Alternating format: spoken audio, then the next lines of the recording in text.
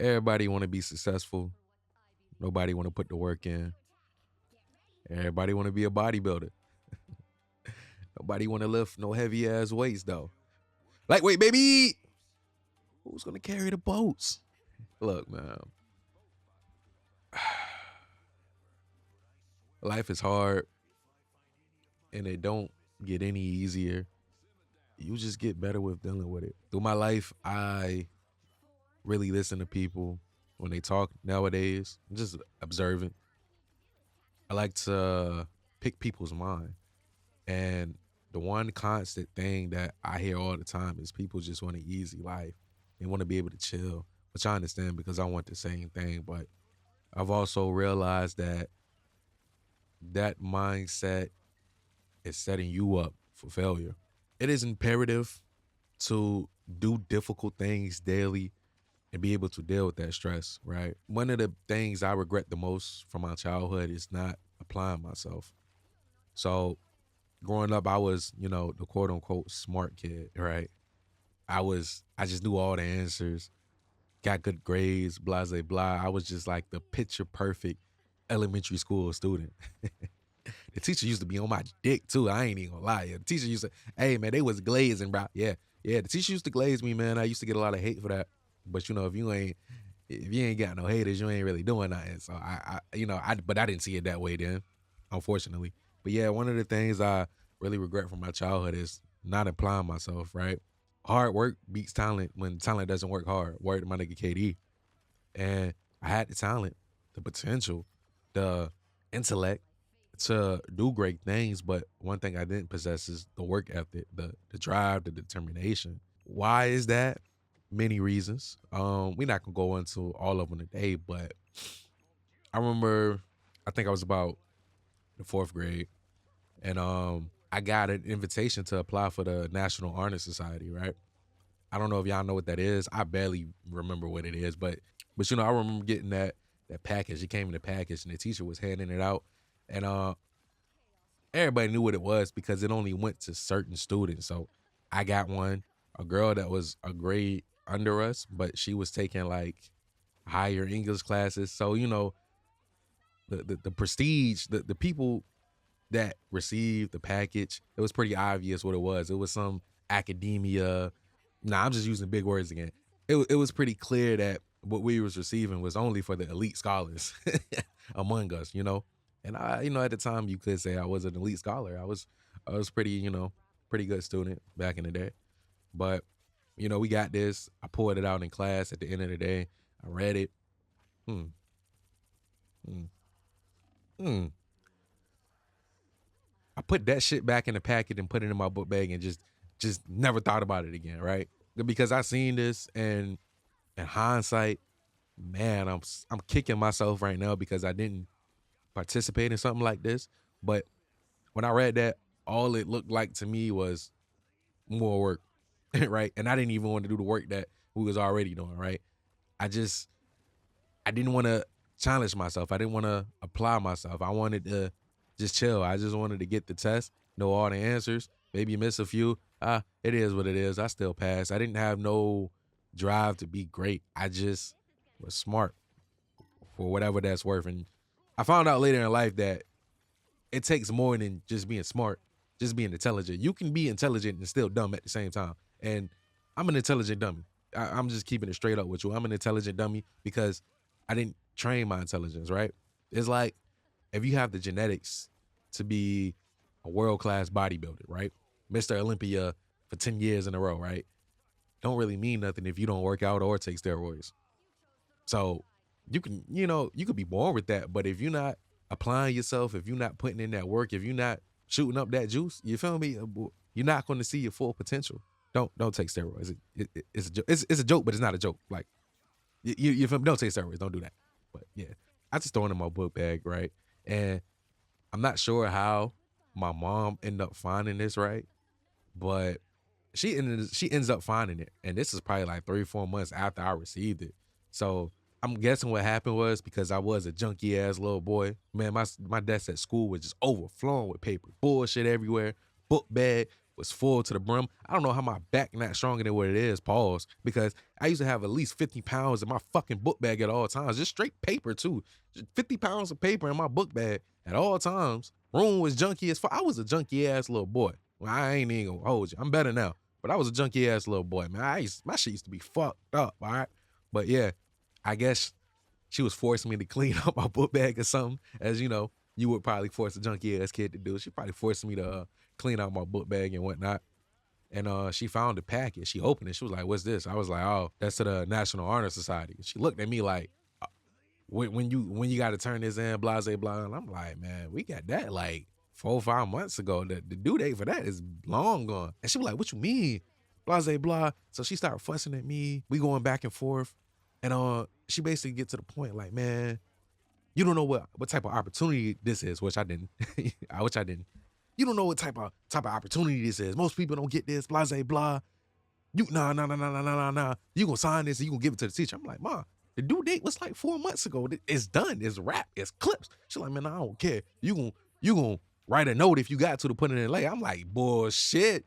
I'm not signing up for more work." But that's just the type of mentality I had, as a kid, 4th grade. I think I was like 11. No, I was 10.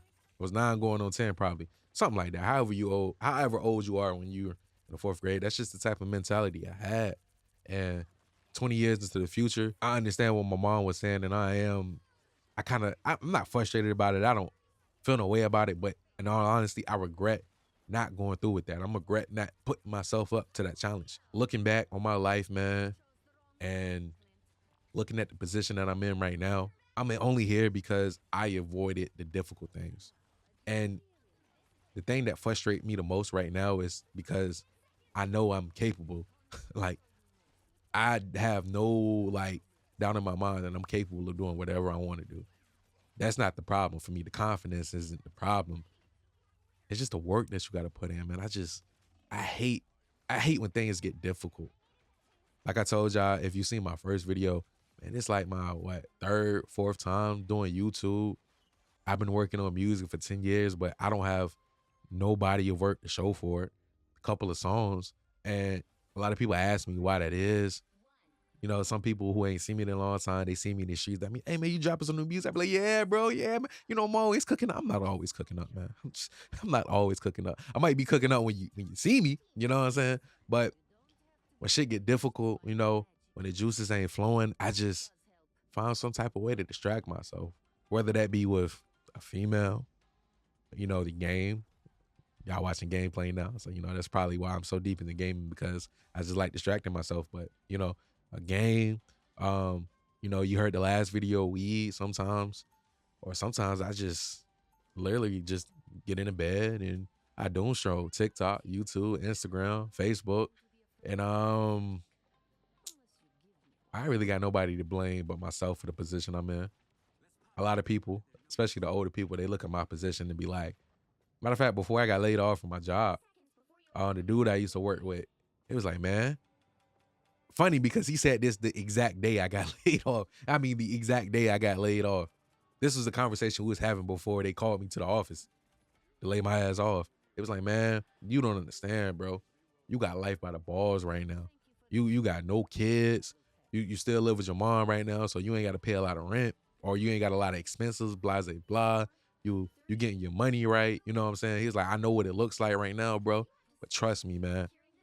You don't know the type of advantage you got over a lot of people right now. You don't know the type of position you in. Like, compared to what me and some of these other dudes in here that work, compared to what we had to go through, with the wisdom in me, I can see and understand where he's coming from.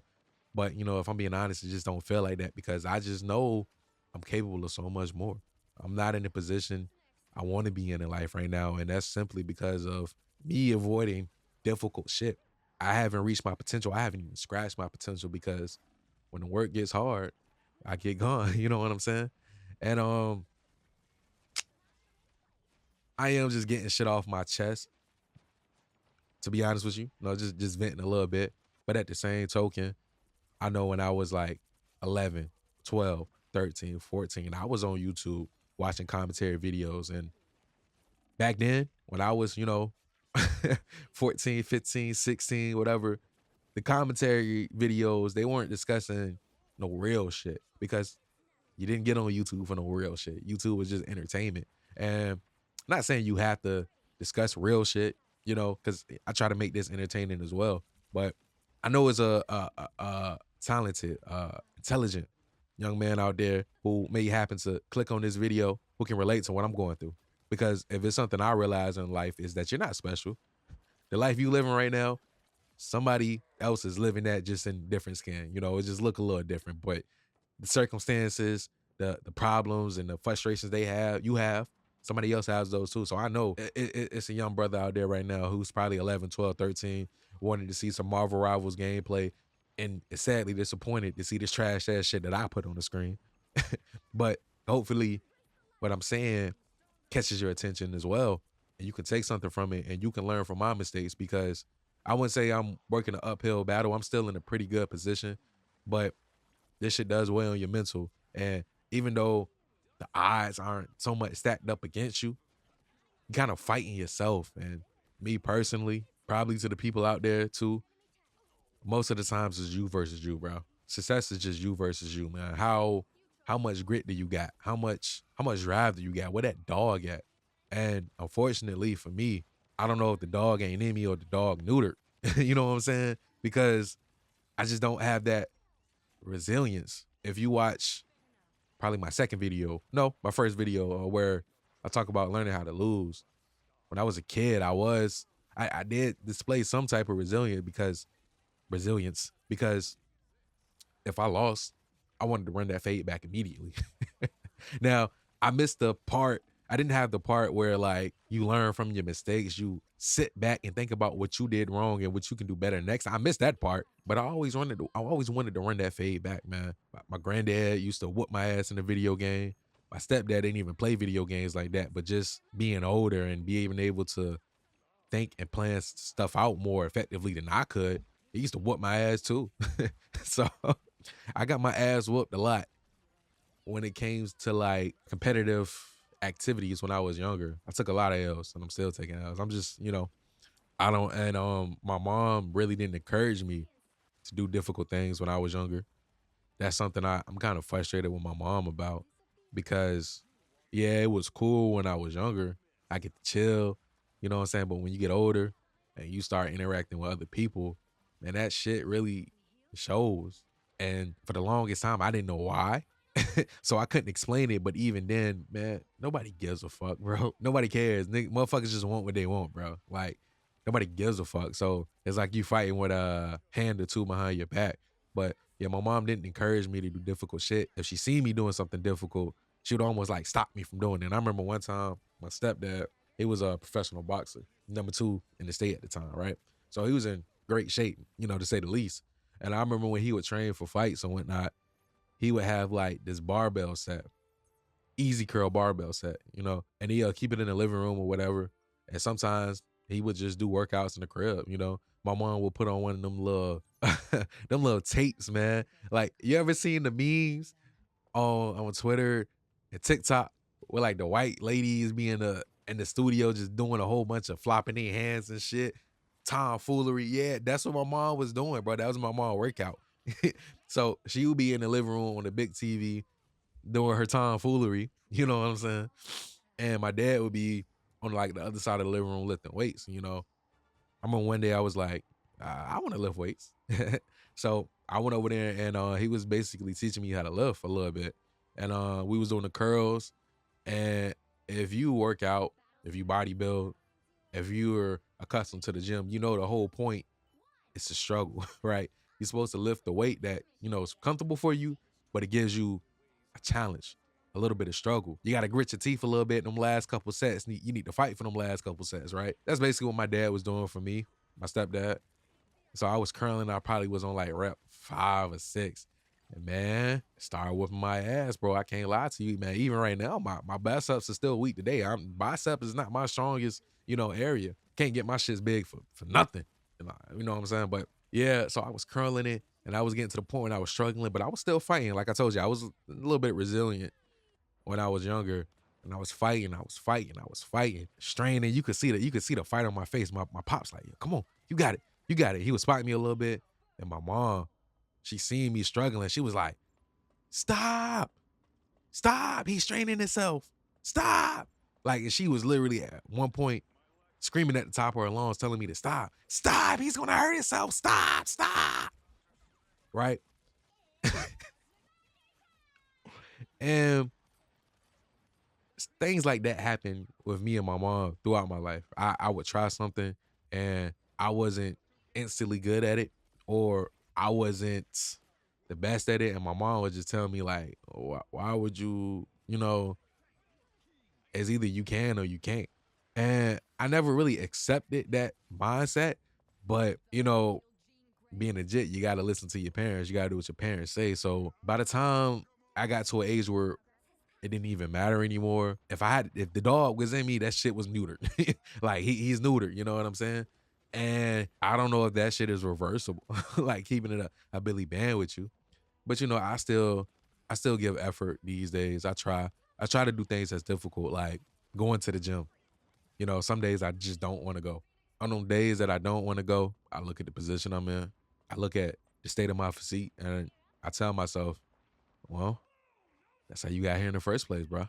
I also look forward to those days where I don't want to do what I need to do, because to me, I look at those days as an opportunity for growth. This is a chance to get better, to get stronger, to get more disciplined, to get more resilient. I don't know, unneuter the dog.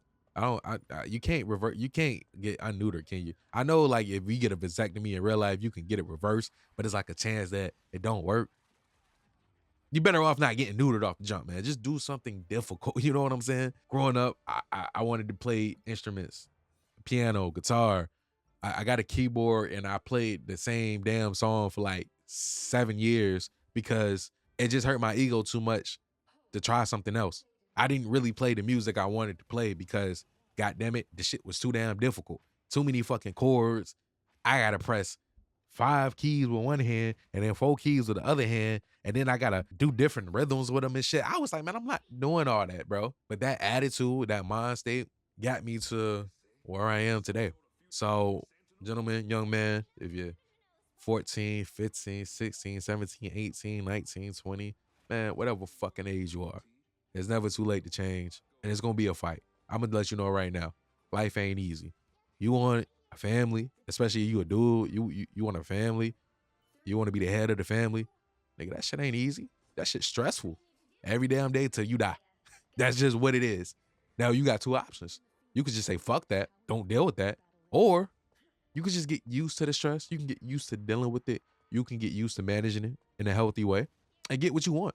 Because at the end of the day, everything you want, anything that's worth having, is going to be difficult to get, right? So you want to be a YouTuber, right? You hear me doing commentaries right now, and you say, you know what? I want to do commentaries. Guess what? You're going to get in front of that mic. You're going to start talking. You're going to listen to your voice, and you're like, man, who the fuck is this nigga? Man, I don't like the way I sound. Man, I mispronounced that word. This shit not flowing. It's all over the place. You gonna find so many problems. And you got 2 choices. 3, really. 1, you can say, fuck it. Understand that, man, this your first time. It's not gonna be perfect. You can finish that video, upload it, and be one step closer to where you want to be.